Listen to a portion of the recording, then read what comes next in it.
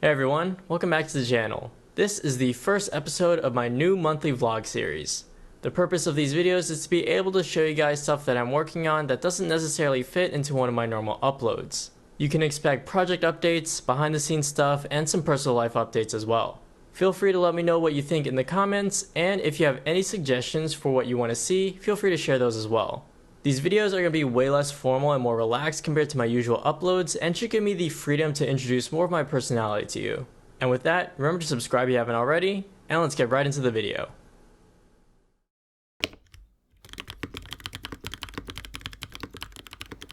Alright, I just got a package from PCB Way, and I'm really excited because these are my first prototypes for my keyboard, and I figured I would unbox it right now. So these are 3D printed and not made of metal because I just needed them to get an understanding of how they look in real life. Dang, it's really smooth for being a 3D print.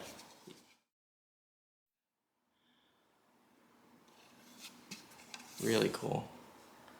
I did make some adjustments compared to the video. It's actually really hard to see because it's white. There's spaces for the rubber feet now. The mounting holes are a little bit better shaped, so you can experiment with gasket mounting. I think they printed it this way. There's print lines on this, and they go vertically like this. Is that true? Is that real? That's crazy if they did that. I think they did print it like this. Okay, this should be the plate. Okay, they kind of taped it to some cardboard to protect it during shipping. And I'll go into more depth of the changes I made in the full video for this 3D printed prototype. But for now, I just want to show you guys, wow, this is really flexible. Whoa, it's really smooth too, that's funny. A big thing is checking if the weights, the tolerances, work. Yeah, there's a risk of it not fitting. So I don't remember exactly what my tolerance is. And okay, they sent me two. I'm hoping that it just works. So let me just try it.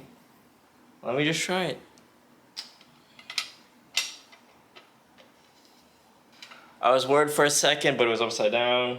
Let's see. Oh my god. Okay. Looks like it fits. The camera might be too bright. It fits perfectly. It's hard to tell because it's not painted or anything. You can't really read the letters because they're the same material, but obviously in the real board, this piece is probably going to be like mirror polished, reflective, and this would be like whatever anodized color. For me it would be red, but I would imagine most people want it in black. Yeah, so that fits, and one piece left. Alright, top case. Nothing too special. The print quality of these is really smooth, really great. These are resin printed, I believe, so obviously the layer lines are going to be really tiny. Like, I can still see them myself, but on the camera you probably can't. It probably just looks white. I have the PCB already. So if you remember, I didn't design my own PCB. This is the DZ65. And I'm actually ordering some of the other PCBs that I recommended in the first update video. So around next month, I'll probably be building this whole thing. I'll update you guys on any design changes, and hopefully the PCB fits and everything. And we'll be one step closer to finishing the board design. And if you guys remember in the first update video for my keyboard project, I had these 3D prints that I did myself. These are just slices because this is my 3D printer. And the bed size is definitely not big enough to print a whole keyboard. It's only about as big as my hand. This printer is the Ender 3 V2 Neo, and it's my first 3D printer, and I really like it so far. And now I gotta clean up this giant mess that I made.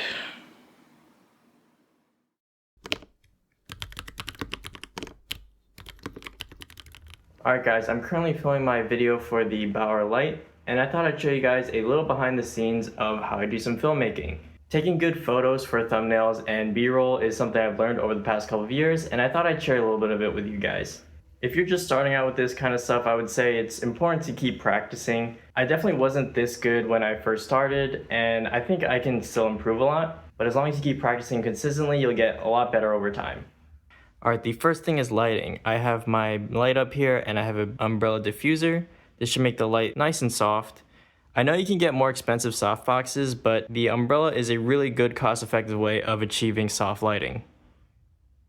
Next is setting up my surface, so I just have my camera here and it's pointing at my table. And a way that I achieve getting different colored backgrounds is actually I have this paper that I just got from the hobby store. And these different papers are all different colors. So it's a real easy way of getting very different colored backgrounds without having to spend a lot of money. Yeah, so they're just paper. For the thumbnail photo, I'm going to be using the photo from their website as inspiration for the posing.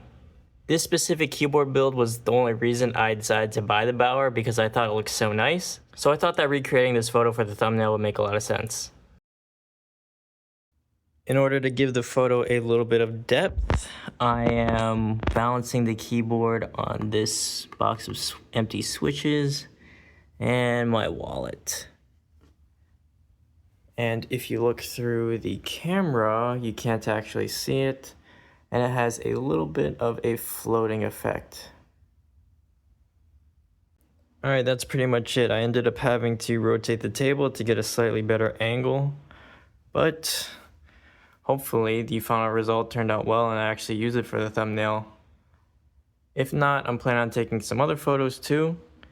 So yeah, I'm going to continue to take some more photos and take some video of me typing and stuff like that. But that's about it for this behind the scenes.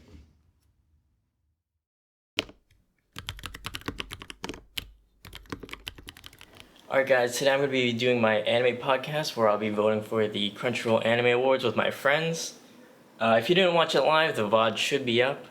And this is a really super fun series for me. It's just something to do every year with my friends. You guys probably know me from my series Animec, where I make anime keyboards, and obviously I'm an anime fan. Here I have my anime notes, where I took notes on all the shows that I watched this year. It's not that serious, even though I did take notes. It's just stuff I want to remember during this pod this year, and because obviously you can't remember everything that happens in every show you've ever watched. So yeah, this year I just wanted to be prepared. Check out the VOD if you haven't watched it already. Just finished the anime podcast, and I just wanted to bring up that they didn't include one of my favorite shows for the nominations this year. I think that Blue Lock was one of the best animes of the year, and I was really surprised that they didn't include it in anything. So I just wanted to bring it up to you guys if you wanted any anime recommendations that you should definitely give it a watch.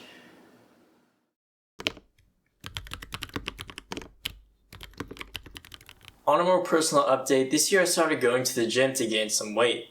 I've been a very skinny person all my life, and I think now's a good time to start making some changes. For context, at the beginning of the year, I weighed 114 pounds and I'm 5'11".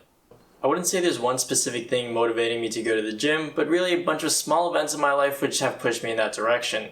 I want to start feeling healthier, and gaining weight is a step in the right direction. I'm following the advice from this YouTube video I found, which I'll link to. It's beginner friendly and relieved a lot of the anxieties I had about going to the gym for the first time. Because I'm completely new to exercising, I found that really helpful. In the video, he provides a beginner routine of 8 exercises split between 2 days, and I've been tracking my workouts in this journal. I had to modify it slightly because the gym in my apartment is super small and didn't have all the equipment. But my A days consist of bench press, incline bench, overhead press, and squats. And my B days consist of lateral pull downs, dumbbell rows, deadlifts, and bicep curls. I'm splitting my gym days to every other day, and the routine has been working well for me. I've started on January 10th and I've kept good consistency.